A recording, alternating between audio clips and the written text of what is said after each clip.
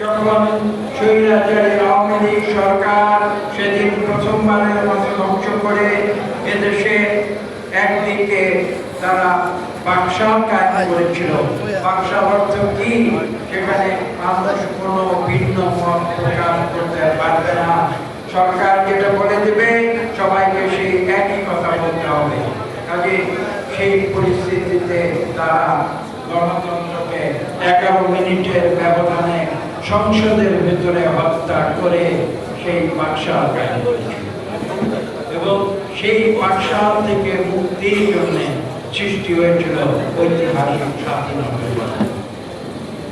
বলেছি একটু আগে, শহীদ প্রেসিডেন্ট জিয়াউর রহমানকে বাংলাদেশের মানুষ পুনরায় আহ্বান জানিয়ে এই তখনকার সেই ধ্বংসপ্রাপ্ত বাংলাদেশকে নতুন করে গড়ে তোলার জন্য শহীদ প্রেসিডেন্ট জিয়াউর রহমানের উপরে তাকে দায়িত্ব দিয়েছিল। যে দায়িত্ব তিনি পালন করেছিলেন সঠিকভাবে। মাত্র 3.5 বছরে একটি ধ্বংসপ্রাপ্ত জাতির সম্মান পুনরুদ্ধার করে বিশ্বের বুকে বাংলাদেশকে একটি সম্মানজনক জাতি হিসেবে পুনঃপ্রতিষ্ঠিত করেছিলেন।